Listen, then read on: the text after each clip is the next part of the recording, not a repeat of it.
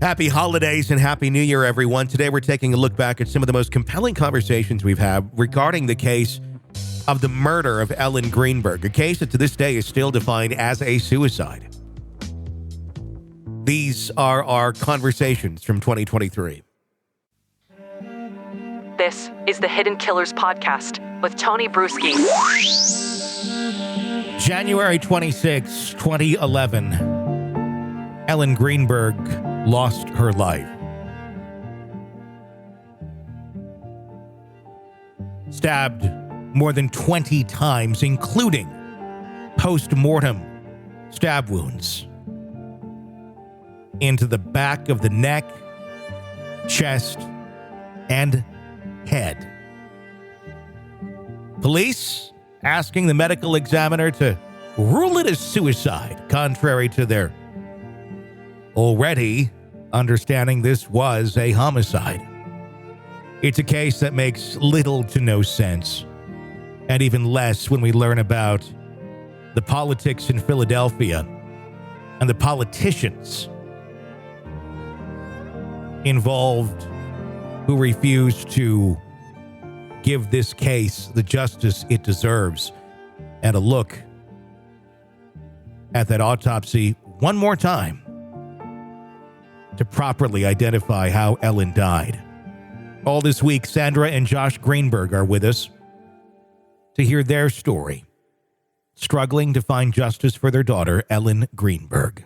What's so bizarre is the fact that there seem to be a lot of different moving parts to this working in tandem for something that happened very quickly. And everyone seemed to be, or a lot of them seem to be on the same page of we only go this far and we only go that far. And they all seem to know that there was a certain line they couldn't cross in terms of what they were going to rule this or they back can't it back. Cross the truth. Yeah. That's the only line to, I don't know what your lines you're talking about. What? I mean, we dealt with some stupidity, some dumbness, and a cover up. This goes beyond stupidity. I don't know. Yeah. I mean, this is not incompetence. This feels like something much more than that. And I don't think what we're dealing with is incompetence, but maybe incompetence is the root. I don't agree with that. I think the root of this is that Ellen had bruises on her body consistent with abuse. Yeah. And that's why her coming home, those bruises might have been seen by my wife or myself, and we would have asked questions. And questions that when she would say, well, so-and-so is my rock, I would say your rock is full of it, and he's abusing you, or she's abusing you, whoever this rock is. Yeah. Because if you know anything about abuse, the abuser thinks that the abuser is the person that's wrong, not the person administering the abuse. Sure. Yeah, 100%. And all those wounds, those abuse things are in the first autopsy. Yet because Ellen can't point to the abuser, no investigation. I have another thing. Yeah. They won't give us the records. There's no crime here. I don't believe suicide is a crime in Pennsylvania, and they won't give us the records. So we're going to subpoena them. They haven't heard the last of me. What I know there's the petition right now with the mayor. What is? No, there's nothing with the mayor. Yes, there is. What's with the mayor? There's a petition. Oh, okay. We have a thing called Justice for Ellen. What is that? The petition. It's an online thing. Yep. Oh, change.org. Yeah. Ask to reopen the case. I don't want the mayor. Who do you want? I don't trust the mayor. Who do you need? Like where does this need to go to unbiased outside people? Look, we were supposed to have a trial. So we had a pre-trial meeting between our attorneys and the cities. And the judges sent a representative. And this representative said at that meeting, Philadelphia, settle with the Greenbergs. You're not going to win. So you know what they offered us? What? We'll let the new medical examiner, because all the medical examiners have left, when she has time, she'll reopen the case or relook at the case, and you agree not to sue. And you know what they can do with that, don't you? Yeah.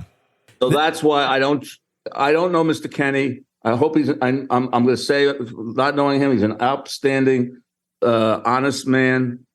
But I don't want anybody connected with Philadelphia criminal justice, because I don't believe it's really justice. The problem would be it would require Philadelphia criminal justice to prosecute this, would it not? I don't understand. We don't know. I the don't legal- understand. We don't get the legal. I don't understand. What do you mean prosecute? Meaning, if this were to go to trial, if they were to find someone, if they were to say, here's the suspect. That's not what we just want them to open the case. Yes. With an unbiased. Well, sure. But that would need to start. I'm not a lawyer. Sure. But the jurisdiction would have to be there. That's where the crime took place. I don't know that. You're asking me legal questions. I don't know the answers. Sure. I'm not trying to avoid your answers. I just don't know. They're labeling Ellen's death a suicide. Sure. So if her death was in fact a suicide, which of course I don't believe one speck of it, Everybody knows it's not. Yeah. it was. But if it was a suicide, why are they Why don't they release the records? why are they not sharing everything they have If it wasn't and showing the public who they have to answer to? Mhm. if it's not a crime, why don't, and the case is closed, why can't they release the records? They're not doing a case. The case is not open. It's very suspicious. Oh, I think it's illegal because the way the quote unquote sunshine law is written, I think it's written that if it's not an open case and it's not a crime, they have to release the records. I'm not sure. I'm not a lawyer again. Mhm. You may have more knowledge of that type of stuff than I do. With all this, the public outcry from this, have you seen any progress at all with many No. people getting involved and saying, hey, we need to take a look at this? Oh, yeah. I've seen people say that. Yeah. Not the people who would do it, not the elected officials. And that's kind of where I'm at here with you. You're running into brick walls everywhere you go on this. Correct. Where is the path now? What is your plan of attack? I know there was the hearing late last year. Listen, I'll tell you. Yeah. We love the three judges that reviewed the appeal for the city to vote in our favor. But then what the city's going to do, they're going to go to the Philadelphia Supreme Court. And if we lose, Pennsylvania Supreme Court. And if we lose, we're going to go to the Pennsylvania Supreme Court. And either A, the Supreme Court will rule on it, or B, they'll say, look, Greenberg, there's too much evidence. It's going on too long. We're going to rule this way. We're going to let the ruling stand for the Greenbergs or the city, and that's where we're going to be. Sure. And if you do... And wait a minute. And at the same time, we have a civil suit against the three medical examiners for malicious, they're being sued for trying to cover up a homicide. And where is that at right now? Nowhere. Because unfortunately, the way the pandemic worked, our lawyers had to take care of some other cases. We're meeting with our lawyers after we talk to you today in about 24 minutes.